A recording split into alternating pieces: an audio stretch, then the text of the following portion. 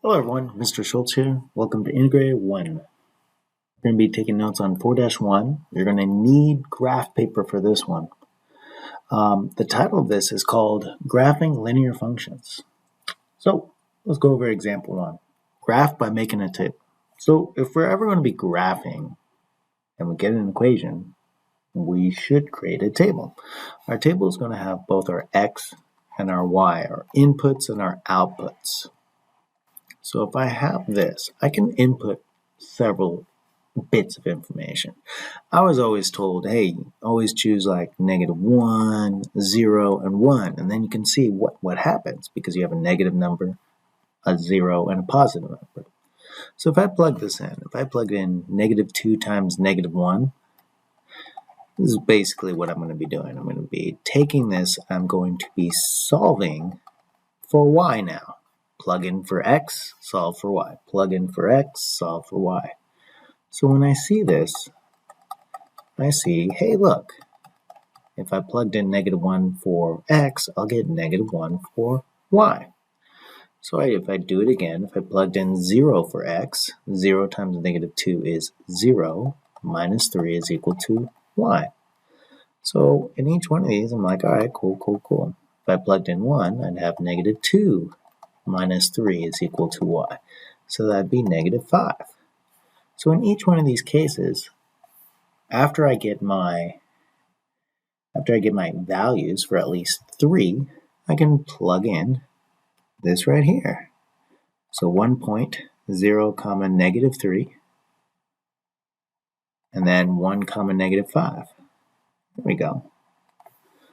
And so then I would just need to take a straight edge and plot my points like so.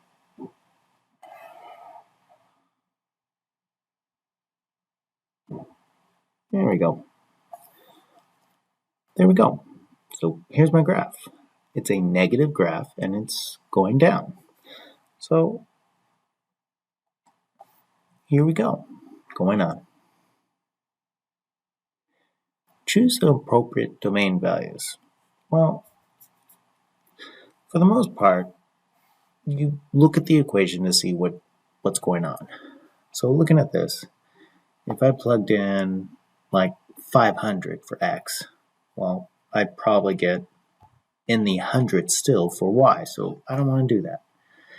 I want to kind of keep it relatively where it should be. Like here it says +3, so I know if I plugged in 0 for x, 0 times 1/4 is 0 plus 3, I'll get 3 for y. Now this is what we call a table. And when I was going to school, it was called a t-table, and they wouldn't put these little horizontal lines right here. So we like to put in good values for x. So for example, this 1/4, that's not 1/4, it's now divided by 4. So we want to put numbers that are divisible by 4. So a number that is divisible by 4 would be what? Okay, it would be 4, 8. Maybe we could put -4 and -8. So when we take those, we can come up with some good outputs. We're going to divide by 4, then add 3. 4 divided by 4 is 1, plus 3 is 4. 8 divided by 4 is 2, add 3 is 5. -4 divided by 4 is -1, plus 3 is 2. -8 divided by 4 is -2, plus 3 is 1. So in each of these cases, we get a nice number. Like if we plugged in 5, let's just plug it in 5. If we plugged in 5, it'd be 1/4 times 5 plus 3. We'd get 5/4 plus 3, and like that'd be like 4 and 1/4. We don't want that. We want nice solid numbers for both the domain and the ranges. We're going to skip the ones that don't give us nice solid numbers. So let's plug these in. 0, 3, 4, 4, 8, comma 5, 6, 7, 8. We're noticing that there's a pattern. It goes up 1 over 4, up 1 over 4. Let me see, if I go down 1, back 4, that should be negative 4, comma 2, and that's what we have here. If I do it again, down 1, back 4, 1, 2, 3, 4, I get negative 8, comma 1. Interesting. There's a pattern. It has a constant rate of change. So in each one of these, I could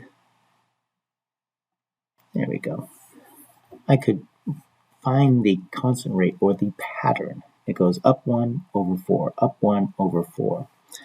I wonder if we remember that from our previous years, if there's a pattern in the equation, if we can find it. Well, let's go on. Example 3, graph y equals a. So if y equals a, in this equation, this is really y is equal to 0 times x plus 5. That's what this equation is. So if we were to make a t-table with our inputs and our outputs, we could plug in negative 5. If we plugged in negative 5 times 0 is 0, plus 5 is 5. If we plugged in 0, 0 times 0 is 0, plus 5 is 5. If we plugged in 5, 5 times 0 is 0, plus 5 is 5. In this case, it's telling us, hey guys, y equals 5. No ifs, ands, or maybes. Y is equal to 5. This is what we call having a slope of 0. Remember that slope from previous years is what we call a slope of 0 or no slope. It's flat. So we're like Kansas or one of those Midwestern states before you hit the mountains. It's pretty much flat. All right, let's go on. Graph x equals a. Now, for this one, we're actually multiplying. Like if we were going to have standard notation is where we have ax plus by is equal to c. In this situation, instead of 0 times x, it's now going to be 0 times y. So this is like, 1x plus 0y is equal to negative 5. So in this case, we're going to notice that, hey, no matter the, we're always going to input negative 5. Doesn't matter. But in any of these cases, it's going to give us a different output. So we're like when Mr. Schultz talked about like the soda machine, if you push root beer and out pops a root beer, you're like, yay. But if you push root beer and out pops a Dr. Pepper, you're like, okay.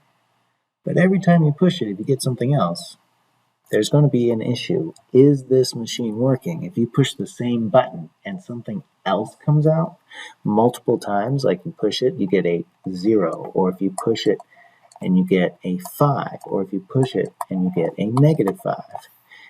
This is an example of a broken machine. So class, is this a function? Yes or no? No, because one input of negative 5 has multiple outputs. All right, guys, let's go on. So this is like my favorite one, graph using intercepts. So if we're going to graph using intercepts, we're going to plug in 0 for the x and plug in 0 for the y.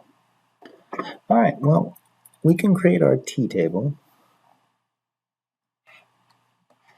And we have x and y. So if we plugged in 0 for x, we'd have 2y is equal to 8.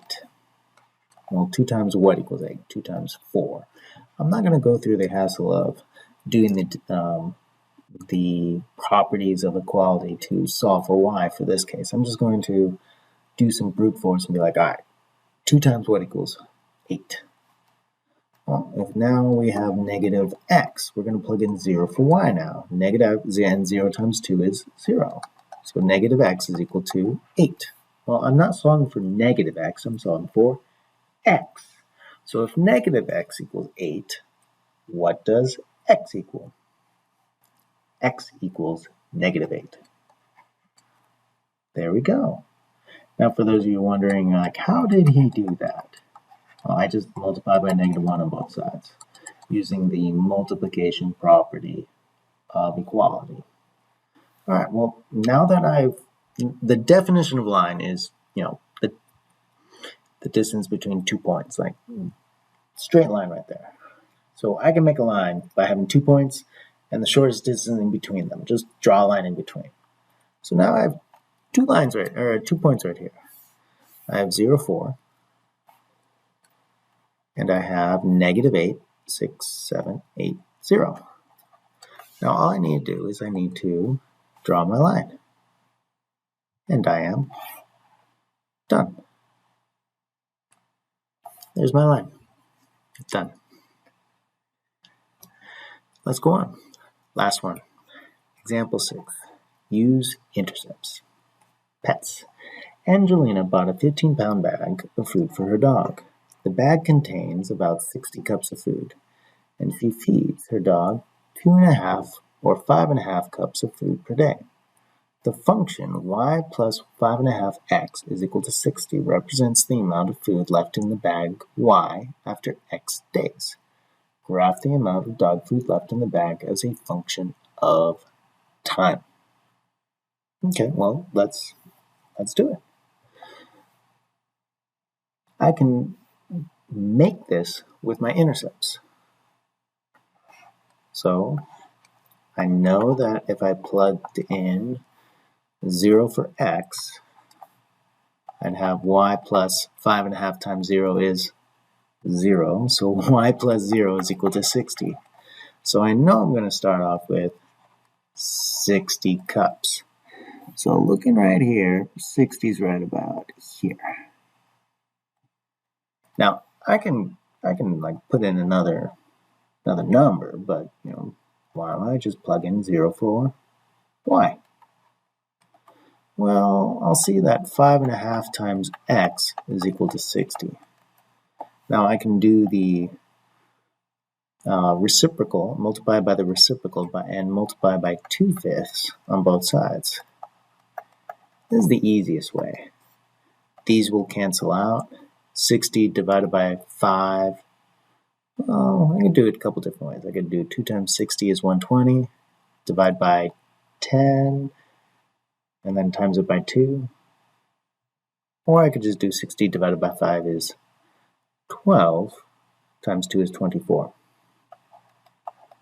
I should probably just use a calculator next time. It's all right. So 24. So my x is in days. And my y right here is cups of food. So now I just need to find 24. 1, 2, and it's by 30, so like 10's right here. So 2, 4, 6, 8, 10. Yeah, so I need 24. So 20, 22, 24. You want to make sure that when you're doing this that you set up your graphs in a way that it's easy to read.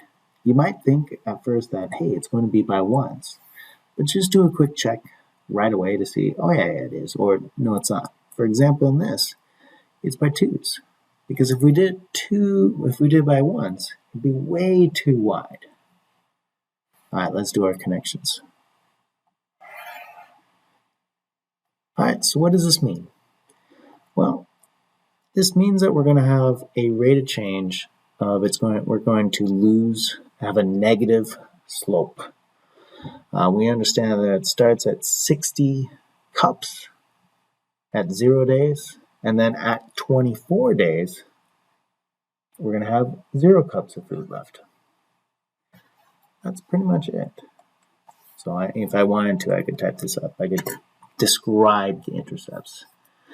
At 0 days, I have 60 cups of food left.